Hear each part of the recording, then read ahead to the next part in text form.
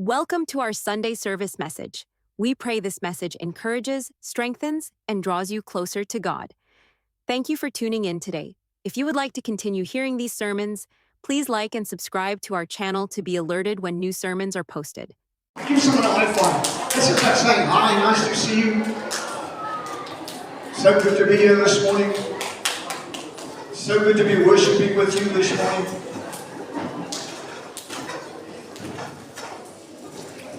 Wonderful.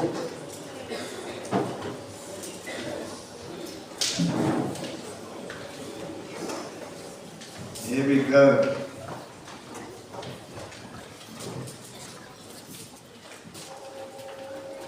And there go the kids.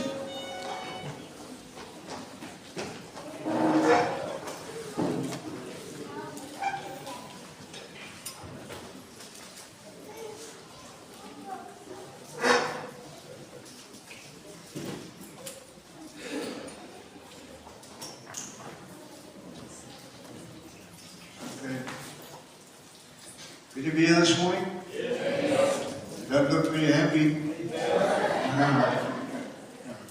I just want to start off by expressing our condolences to Auntie Di on the passing of her nephew last night.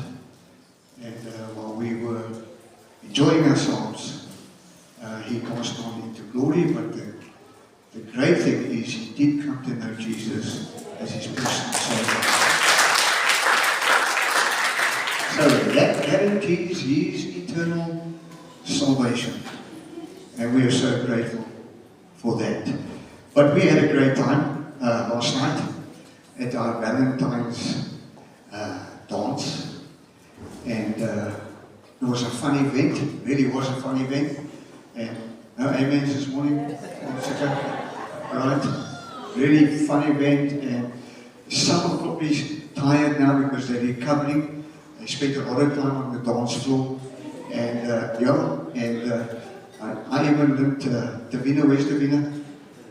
Where's Davina? Oh, there she is. Yeah, Davina even taught me some dance moves. Yeah. So this thing about teaching old dogs new tricks, it works. It does. It works. And so we just had a great time. And Vicky, you're right. You still got your legs still in place. There we go. Vicky's a mover. Hey, let me just tell you. Vicky is a mover. And where's Alfie and Jenny? Alfie and Jenny actually, they were runners up. They were runners up for the best dress. Yeah.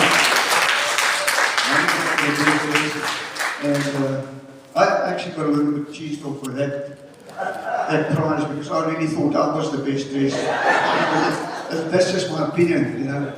But really, we had a great time last night. And so, if you missed it, you missed it. That's it.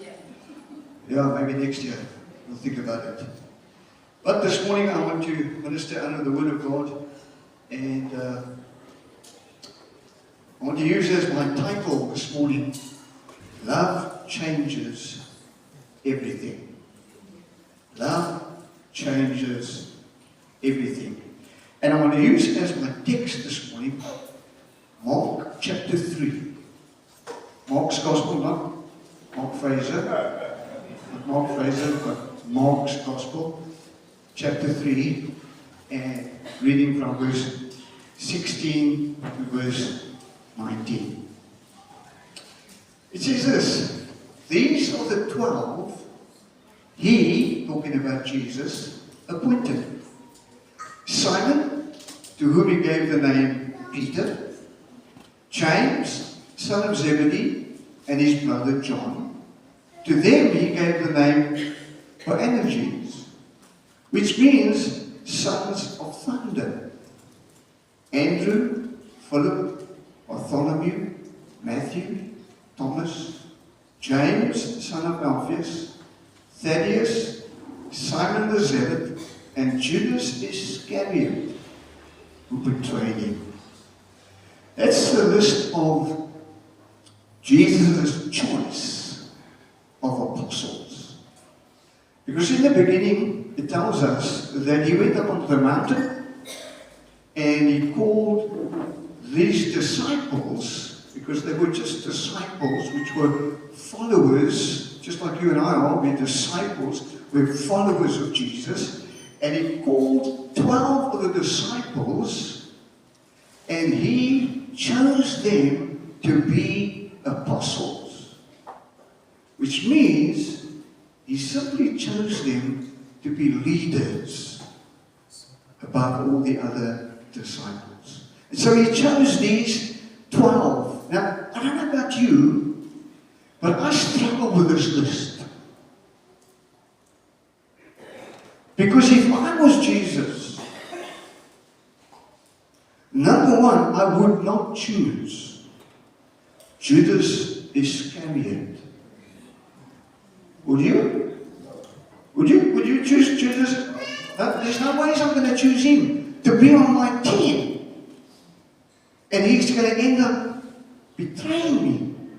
Why would I choose someone like that? Someone who is literally oppose you every step of the way. I don't know about you, but I wouldn't like someone like that on my team. Because every time I suggest something, they're going to try and block it. Yes? They're going to come up with another alternative. And whether you like it or not, if you read the scriptures, that's exactly the role that Judas played. He blocked Jesus every step of the way. Was his opposition. And finally, betrayed him. So that's the first one I wouldn't choose. The second one I wouldn't choose is Simon, the Zealot. Simon the Zealot. Why would I want to choose Simon the Zealot? You might not know this. John, could you turn this up a little bit more? Oh, there we go. Now I can see my notes. Thank you. Simon the Zealot. Now, the Zealots was a Jewish group of people who stood for Judaism. They believed in the law. They were a Jewish political movement who sought to overthrow the Roman government. And the Zealots, they say, that's where they got their name from. They were very zealous. You with me? They were full of zeal. So if their idea was to overthrow the Roman government, that's what they looked for. All their energy was placed into overthrowing the Roman government. They were fervent, they were passionate, they were zealous in nature. And then, the third guy that I wouldn't choose is Matthew. Matthew. Because Matthew is a tax collector. I don't know about you, but me and Saul, we're not good friends. Especially when he wants my money.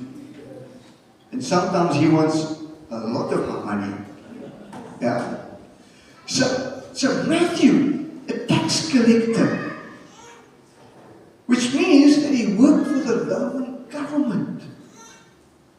Yeah? Yeah? He was on the side of Rome. And the Jewish nation was being oppressed by the Roman government. So why would I choose Matthew, a tax collector? Now, you've got Simon the Zealot, who wants to overthrow the Roman government. Yes? And you've got Matthew, who supports the Roman government. And they're on Team Jesus. How did they get on?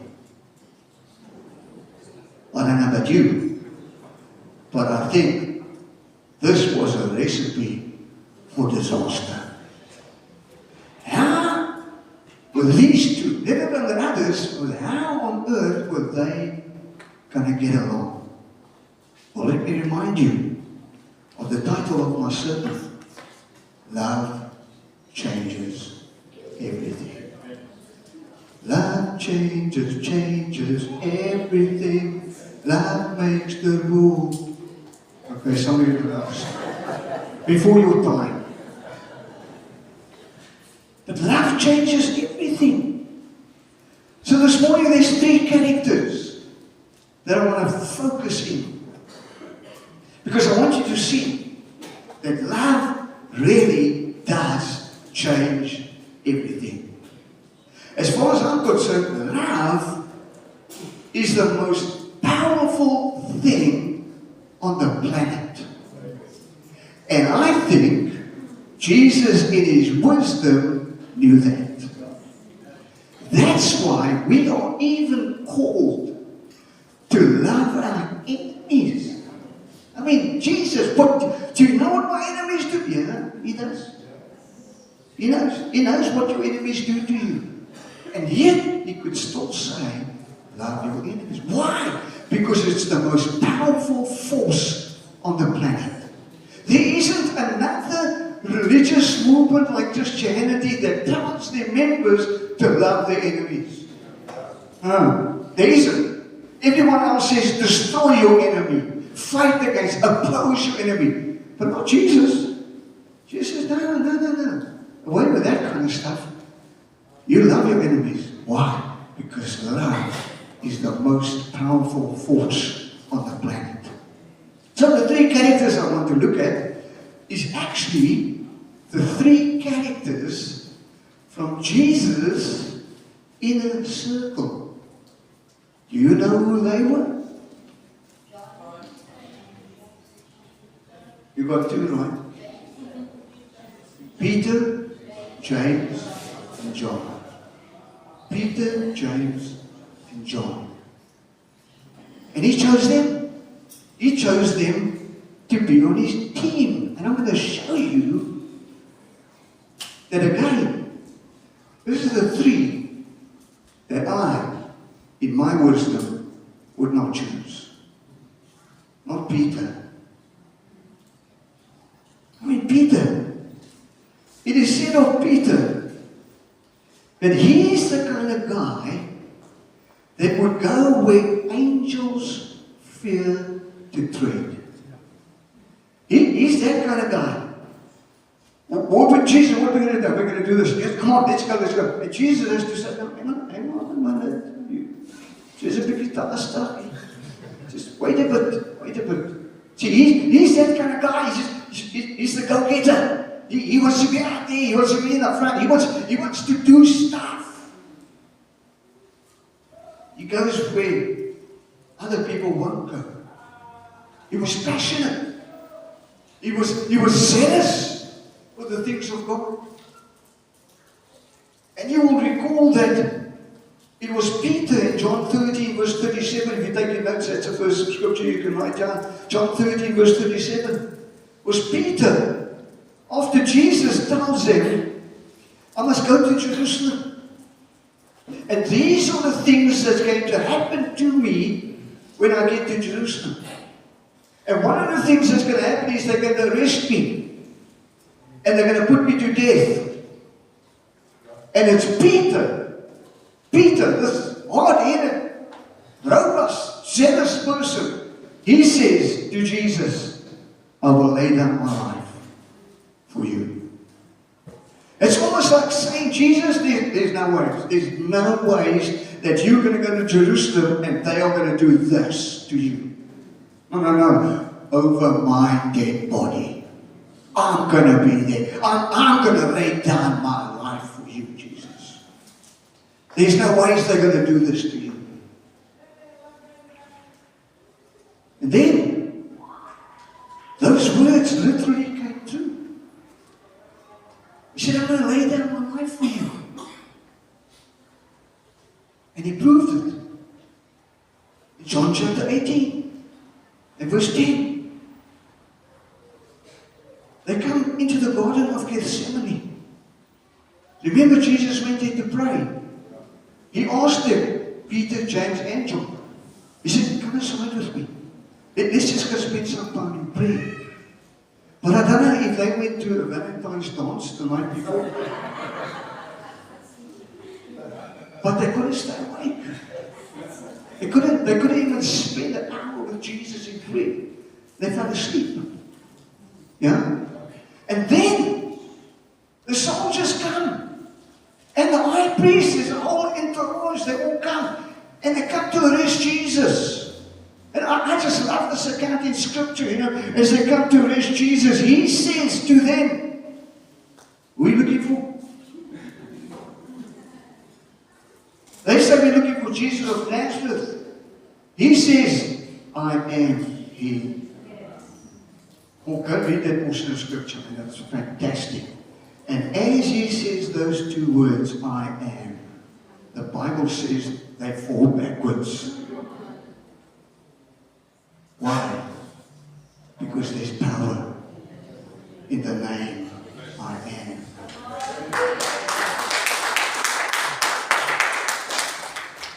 And he gives himself up. They couldn't arrest him.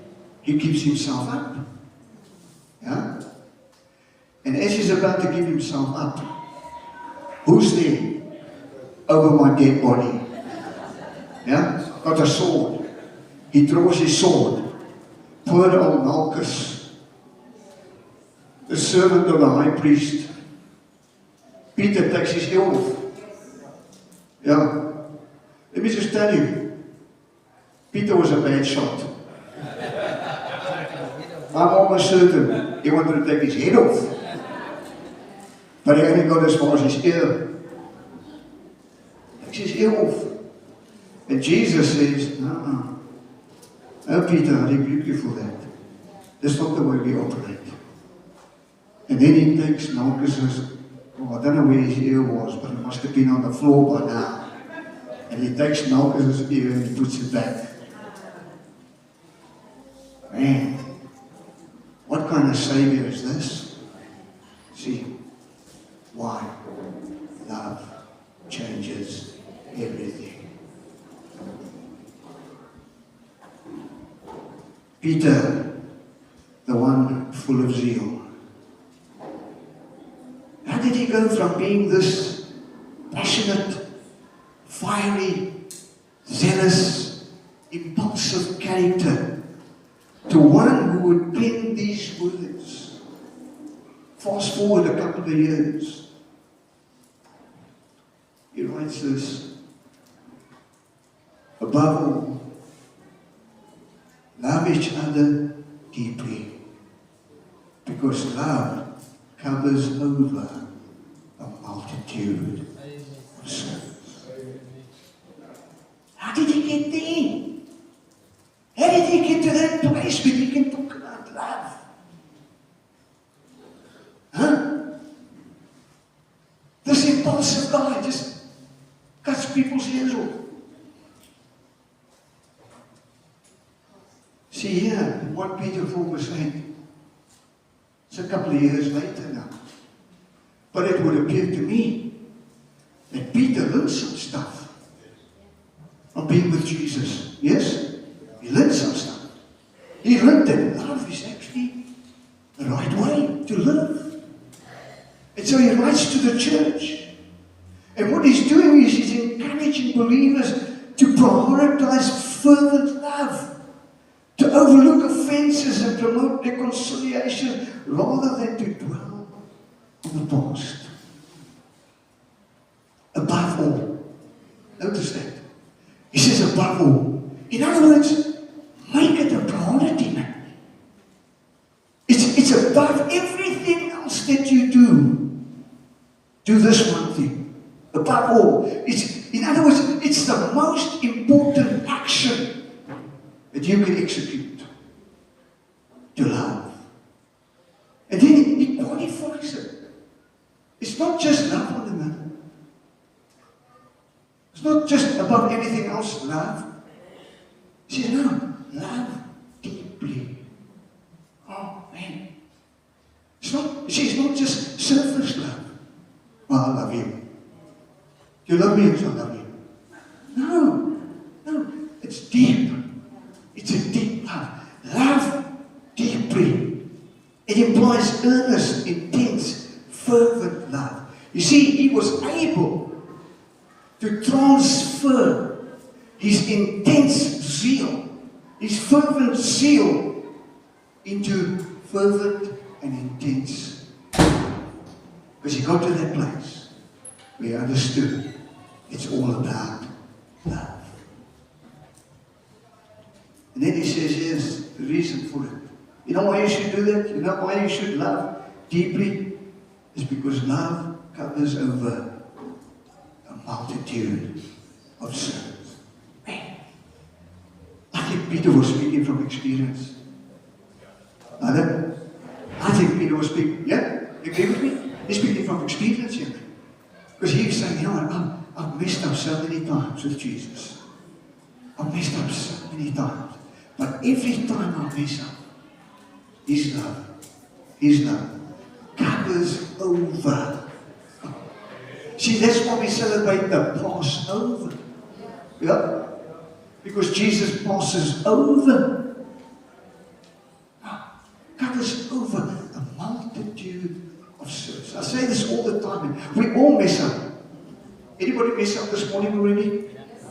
We shouldn't have. You're sitting in church. We do. We mess up all the time. And I love this verse of scripture. Because love covers over a multitude of sins. I don't know about you, but I'm thankful for this verse of scripture. Covers over a multitude of sins. And here's the interesting thing. In John 21 verse 18, Jesus prophesies about Peter's death. He prophesies and he says to Peter, when you're old, which was already an indication, Peter, you're going to live till you get old. Yeah. But when you're old, I will stretch out your hands and someone else will take you where you don't want to go. Yeah? Indicating that Peter was going to die by crucifixion.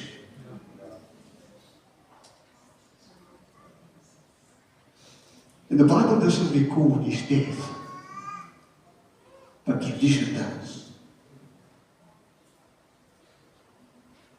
Tradition does. And Peter was crucified. But when they came to crucify him, he said, I want to be crucified upside down. Because I cannot be crucified the way my Savior and my Master was crucified. And so they crucified him upside down. And he lived out what he said he would do. I will lay down my life for you. And that's exactly what he did. James and John, another two characters that I don't think I would put on my team. Because just like Peter, they're full of zeal. They're robust kind of people. They just want to get things done. James and John, the sons of Zebedee. Something. Sons of Zebedee. Now we do know that Zebedee was a fisherman. He fished on the Lake Galilee. He was a fisherman.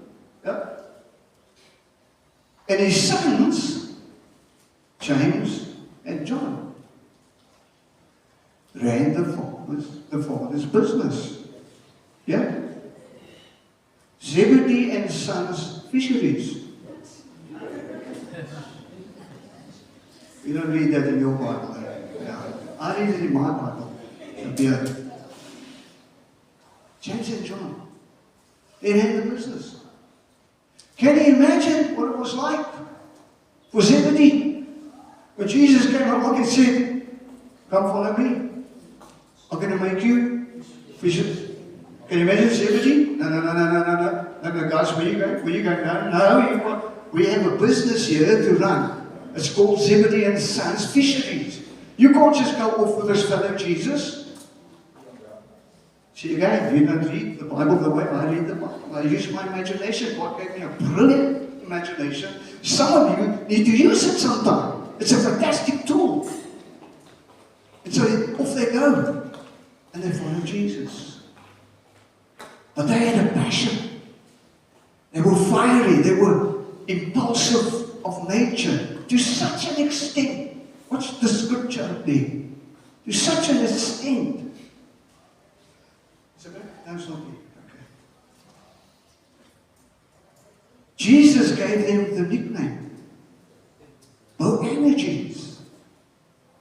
Boanerges is an Aramaic term signifying a thunderous nature. They were bold, they were impetuous, and they were aggressive. Why would I want people like that on my team? They're going to freak me out. But Jesus said, no, I want them. I want them. I want these two. I'm calling them Boanerges because they are sons of thunder. Oh, man. Now, watch their lives, watch their lives. Luke chapter 9. Luke chapter 9. They're traveling with Jesus. They're on their way to Jerusalem. And the Bible says they stop in a Samaritan village. Uh-oh. There's trouble. There's trouble if you don't know it. Because the Jews and the Samaritans, they're not friends. They don't see eye to eye. You with me? They stopped at a Samaritan village. And Jesus is looking for accommodation. And the Bible says they weren't very well received. Well, you can understand, they're Jewish. What Samaritan is going to take a Jewish fella in? No ways, you're not coming into my house. So they weren't very well received. Listen to the Boanerges. I love it. They say to Jesus, do you want us to call down fire from heaven onto this village? Hello. Do you get what I'm saying? Can you see their zeal? It's like, you want to teach our master like this? Jesus, isn't it okay? We just call down fire from heaven. Look at the story there. Jesus rebukes them. Why? Because love changes everything. Love changes everything.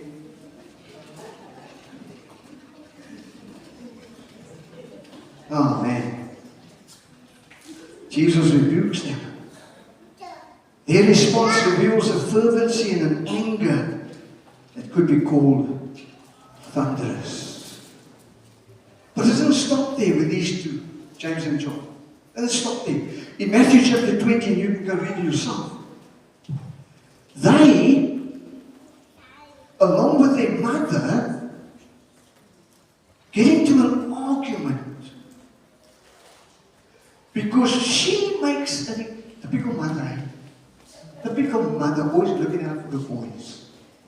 She makes a request to Jesus. Can my sons sit on your right hand when you get into glory?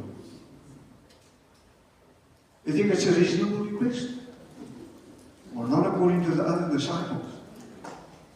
And if I was there, I wouldn't be happy either. Because what qualifies you to sit next to Jesus? Where am I supposed to sit? Huh? So there's an argument. Why? Because they're full of zeal. And I don't know if these boys got it from their mother. the deal, man.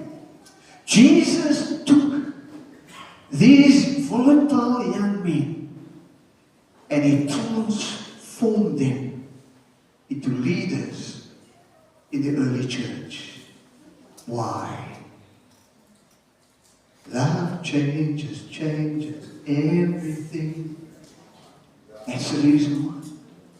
Love changes everything.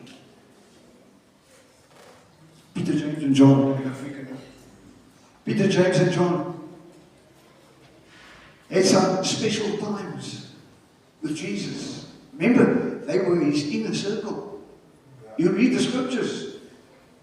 It was always Peter, James, and John. Come with me. Peter, James, and John. We're going there. What about the others? No. Don't worry about the others. You're in my inner circle. Us four and no more. Yeah, literally there in the scripture. Peter, James, and John, you're going to go with me. And so there's some special times with Jesus. I wish it was on the inner circle with Jesus. But they were there. They were there, and they saw Jesus raise Jairus' daughter from the dead. I mean, it's like, wow, Jesus, how do you do it? But they were there. Peter, James, and John, they saw it. They were there. That's in Mark chapter 5, if you're taking notes. And then they were there when Jesus healed Peter's mother-in-law. Peter must have been a good son-in-law, eh? Yeah? He got Jesus to come and pray for his mother-in-law. His son, yeah, I know you're looking at me now because you're saying to me, and I can read your mind, you're saying to me, there's no way someone else should choose to heal my. You know, we have this love relationship with our mother-in-laws. Eh? But they were there. They were there. Peter, James, and John were there. The Bible tells us she had a fever. And Jesus came in and healed her. It's like, wow, Jesus, you're something special, man. You raise the dead. You heal someone from this fever. That's found in Mark chapter 1, by the way. And then, above all, they get to go with Jesus up a mountain. Yeah.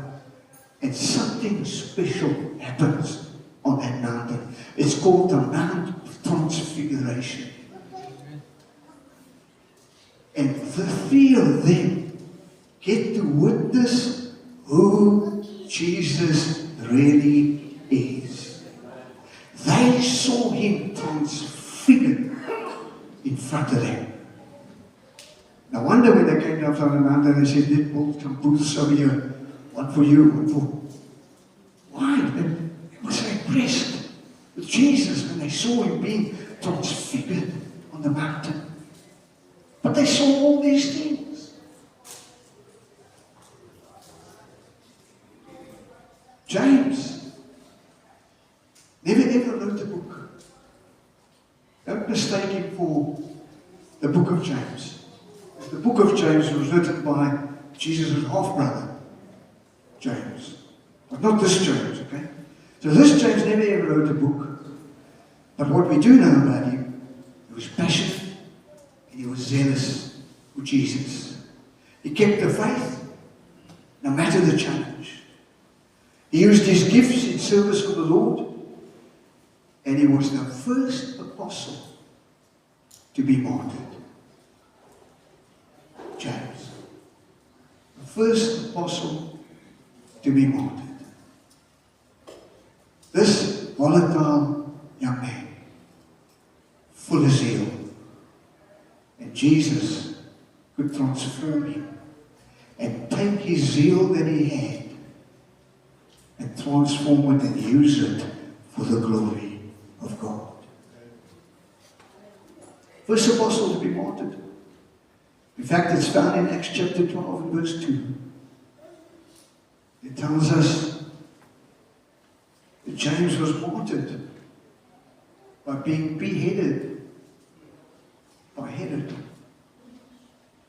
And history tells us that it happened in AD 44, which was just 14 years after Jesus' ascension into heaven. It's 14 years, so he had a relatively short time after Jesus had gone into heaven. But again, James lived a life of love right to the end. No greater love as a man or his friend, and he laid down his life. And he did that. John was the other son of thunder. But after a lifetime with Jesus, he earned a new nickname. No longer was he called Son of Thunder. Now he became known as the Apostle of Love. The Apostle of Love. Why?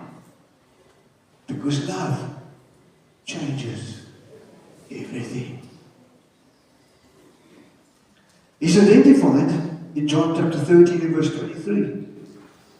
Again, if you're taking notes. He's identified as the disciple whom Jesus loved. That's what the Bible says about him. He's the disciple that Jesus loved. Remember when they were having that last meal together, and Jesus told them that one of them is going to betray him.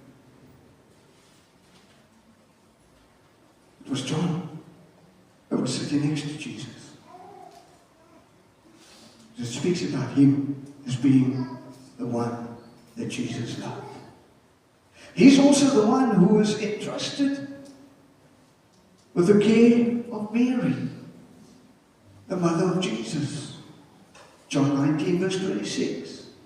Remember, Jesus hanging on the cross. He turns to John and he says to John, "Behold, your mother." In other words, Jesus was saying, John, I trust you, man. You're a volatile character, you're full of zeal, but you know what? I trust you. Because I'm going to give my mother into your care. Because I know, John, you'll do a good job. You look after my mother. He was also the one who outran Peter to the tomb. Remember, they had a race. He got there first. He looked in. Peter, volatile, full of zeal. Go where the angels don't go. He's right in there.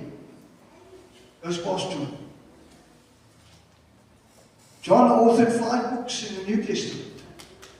Gospel of John, 1, 2, and 3, John, and the book of Revelation. He wrote it. This zealous, impulsive person that Jesus chose to be on his team. You know why he chose him? Because Jesus understood love changes everything.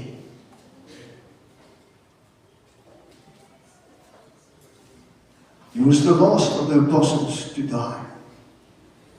And he died of old age. But if you read his letters, there's a hint there that he still possessed a fervency of spirit. But it was fervently tempered by love. And so he wrote this: whoever does not love does not know God. Because God is love. Oh man, John, how do you get to this place that you can now write about love? Surely you must have experienced something. Whoever does not love does not know God. Now that word "know" there is the same word that's used when the Bible speaks about Adam knowing Eve. Yeah? It speaks about an intimate relationship. With me? So what John is saying, listen, This is not just about superficial love. Do you love me? Yes, man, I love you. No, no, no. It's much deeper than that. Whoever does not love does not. Now, in other words, you do not have a relationship with God.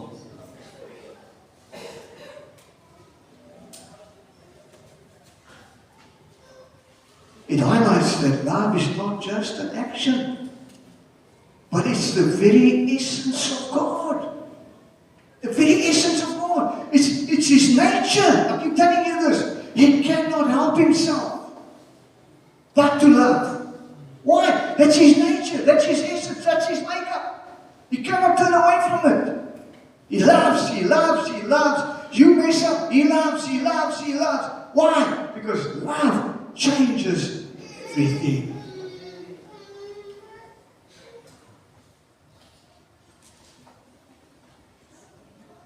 He goes on and he writes this. Perfect love drives out fear. Perfect love drives out fear.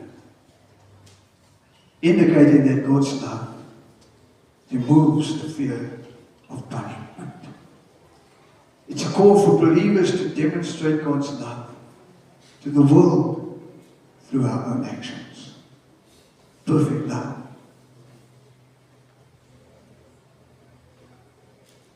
And then John, the same John, also wrote this. If we walk in the light, as He is in the light, the blood of Christ continues to cleanse us of our sins. I don't think you get this.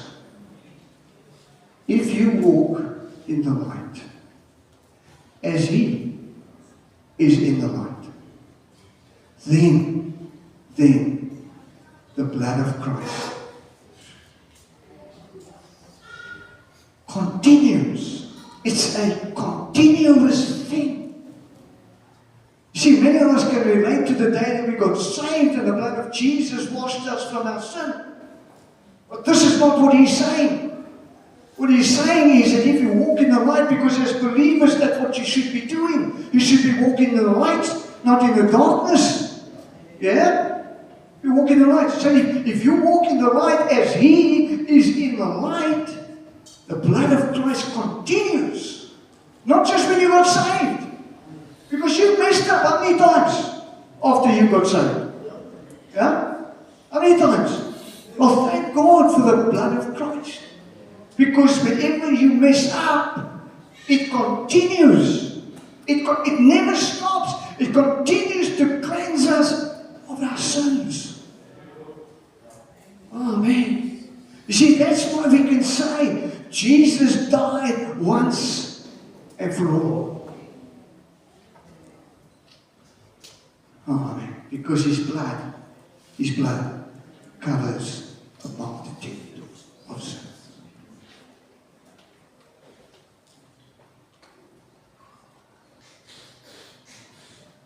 Righteousness, not sin, is the dominant principle in the behavior of the believer. Righteousness, not sin. That is the dominant principle. And you heard it from this pulpit before. You need to have a righteousness consciousness instead of a sin consciousness. We always focus on the sin. Stop it. Stop it. Start focusing on the righteousness that you have become because you are in Christ Jesus. 3 volatile men changed from sons of thunder to faithful followers of Jesus. They balanced their ambitions and their passions, and they brought it in line with the expectations of Jesus. focused on serving the Master. Why? Because love changes everything. You've been changed by Jesus? Can I say this to you? You still need to be changed. Yeah? Yeah. If you walk in the light, not if you sit in the light. Not if you relax in the light. No, no. If you walk in the light, there's an action that takes place. There's progression that needs to take place. Yeah? Why? Why?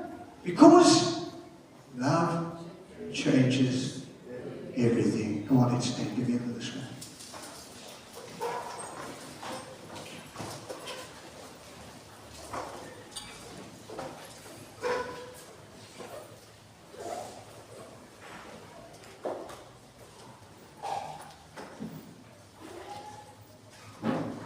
I want you to bow your heads with me this morning, close your eyes.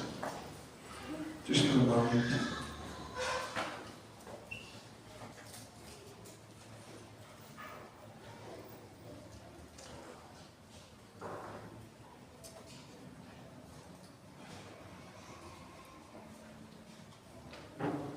Peter said, above all, love each other deeply, because love covers over a multitude of sins.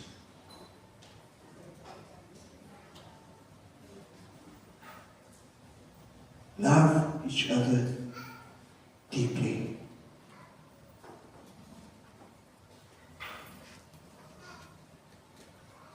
Which includes having to forgive others.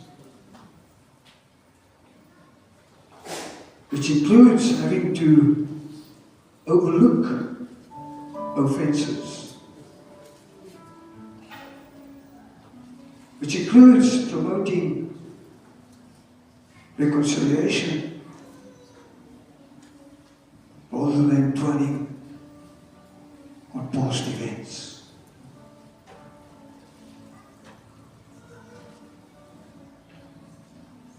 I don't know if this applies to you, but I'm going to say it anyway.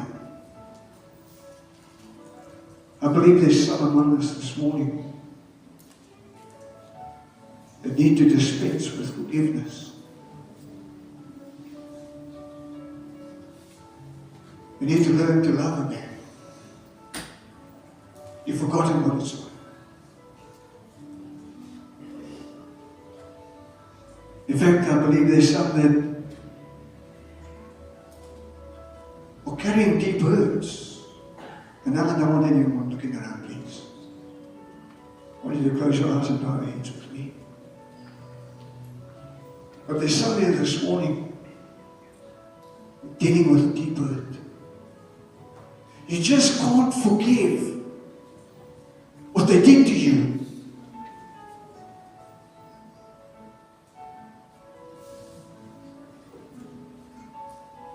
And somehow I get a sense that it happened in family. And yes, you're a believer, you gave your life to Christ.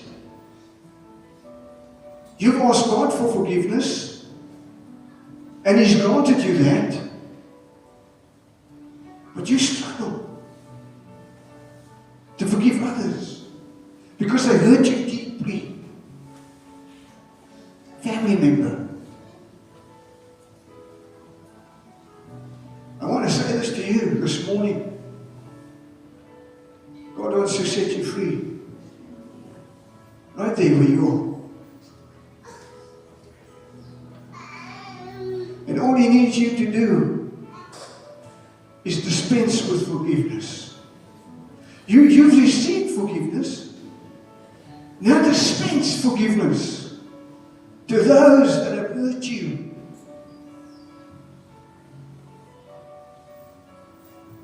And sometimes you recall the things that they did. And in that moment, it grieves you terribly. To such an extent that you cannot operate the way you want to.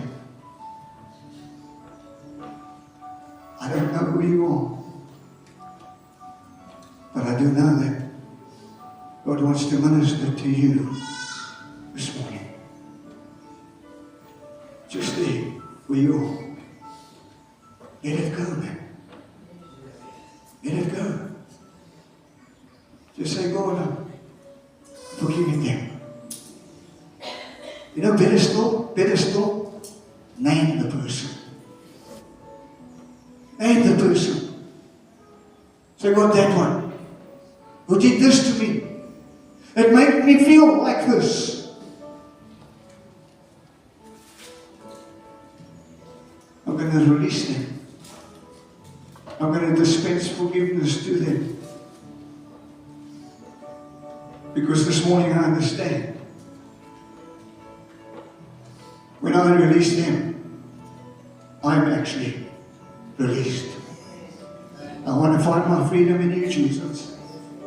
This morning I want to find my freedom in you.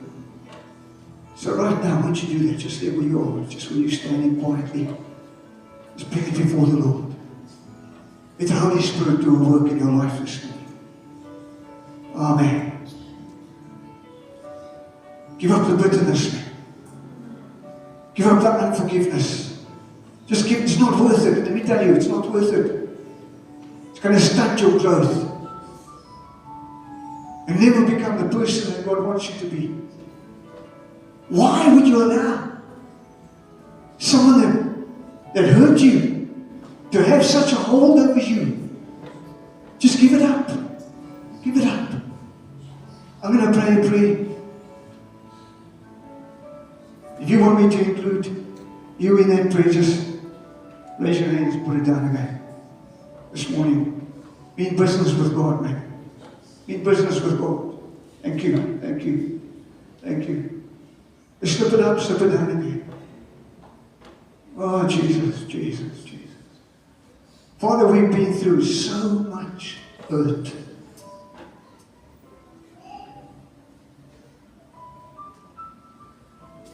From time to time we recall the things that people did to us. In our mind's eye we can even picture them, Lord. And there's this bitterness, even anger that wells up on the inside. Because quite frankly, Lord, we just give them too much airtime. But Lord, this morning, I don't care what they've done. I don't care who's done it. But I commit it to you this morning. All my hurts, Lord. All my anger. All my bitterness.